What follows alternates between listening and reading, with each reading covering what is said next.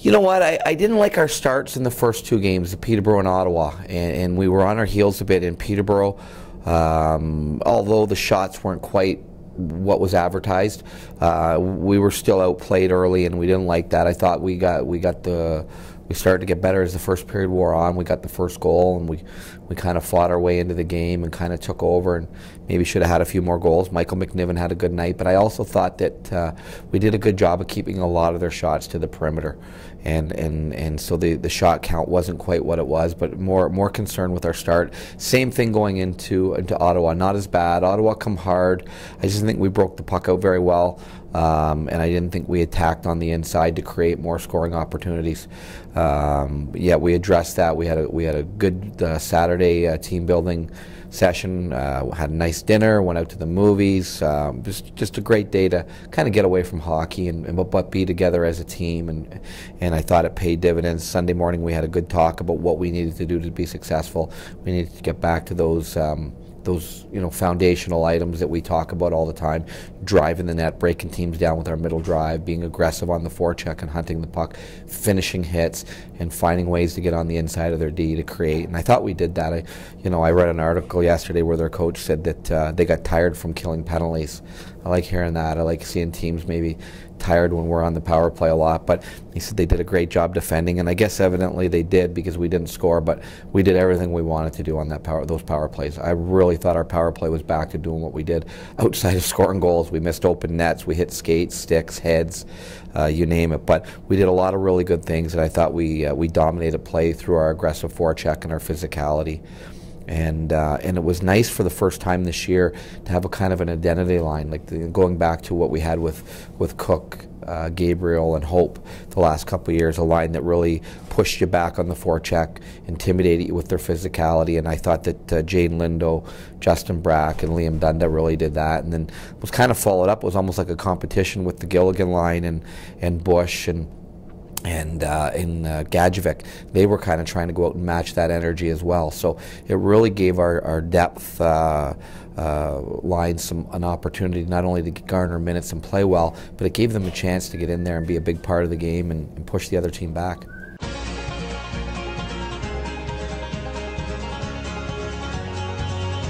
Well, I think it's important the players feel comfortable playing together, but you also have some depth in terms of, for a long time it was, if you in terms of scoring at least, if you went out and played against Platzer and the Stasiak and shut them down, the other lines worked hard, did a good job, but we weren't getting a ton of scoring from it.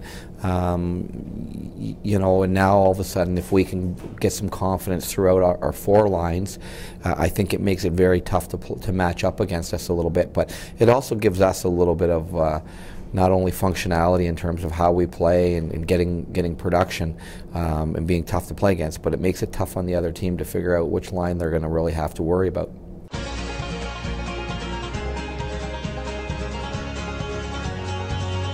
Well, I'll say this about Michael. We've had a strategy from the get-go to make sure we put him in the right situations and situations he could have success. And every day after a game, I rate our play, and I rate each player individually based on an analytical formula that we do based on scoring chances for and against, and we give them a plus-minus based on that. And when Michael's played this year, we've done a great job of defending in front of him. It's been 5, 6, maybe 8 scoring chances against, and when he's called upon, he's done a great job, and we're very proud of him, and he's gotten better and more confident from that. And those games have been just ripe for the taking for him. We kind of did that with Jack last year because he struggled from the get-go, but the second half Jack kind of pushed his way into playing all the tough games, the Guelph and the Londons and such, and in tough buildings and tough circumstances, our bench short, and did very well. So Jack kind of warranted that, the tough ones where we were giving up 12, 13 scoring chances earlier in the year. So now what we're going to do is we're going to split that off a little bit. We're going to give Michael some challenges now, and he's deserved it, and he's worked hard for it. The big thing, I think, with Michael still is there's still that young goaltender in there where he relies a lot on his athleticism, and he dives and jumps around, and you'll see in pro hockey, you'll see the metamorphosis of a young goalie go up up, he's really busy and jumps around his crease and plays outside his post, and then he slows down. He plays neat and tidy between. There's less movement. You know, good NHL goalies don't have a lot of movement. They take a half shuffle one way and they just cut the angle right off. And we're trying to build that into his game. We're trying to get him to play bigger. Talking to some of the NHL teams. You know, he's believe it or not, still not big for NHL standards. He's a little bit. They'd like to see him play bigger, kind of the way Bernier does for a 5'11" goalie, keeping his back straight and chest up, and a little bit more structure in his game. And Michael's really learning. He's done a good job of adding that. And I have to say, Greg Redquest has done a great job with both of our goalies.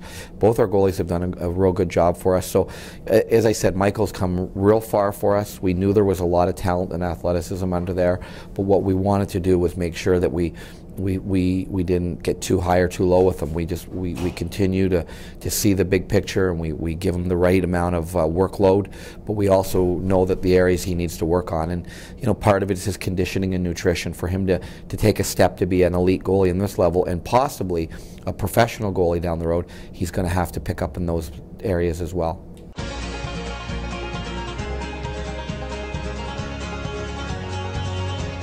Absolutely. That's, you know, right there is a definitive blueprint of how we need to play. That's the game. That's our game. That's what we do. It's our work ethic indicators in terms of, you know, we know when we're working hard, when we're hard on the forecheck, we're hard on the back check, we're finishing hits, we're creating offense by battling and getting on top of the goaltenders and getting pucks through. And I thought overall our special teams were very good. So, you know, obviously that's something we do want to build on, and we know Kingston's a good team. You know, they've done a great job defensively this year. They don't give up a lot, kind of similar to us. And then Erie is Erie. They're an elite level team in this league. It's a great challenge, and I think it's a good time for our players to face these challenges this weekend. To, you know, I think challenges bring out the best in players and teams, and I think those opportunities are what we play for. We want to play against elite level teams, and we want to see where we measure and stack up, and we want to push ourselves to get better. This is my home. Been there about 12 years. This is the tree that once shaded my backyard. And here's what happened when a storm blew through our neighborhood. Oh man, what a disaster. Fortunately, my wife knew just who to call. The experts at Balfour. So to recap, my home before the storm, my home after the storm. Or the way I see it, my home before Balfour, my home after Balfour. Balfour, your home, your life, our promise.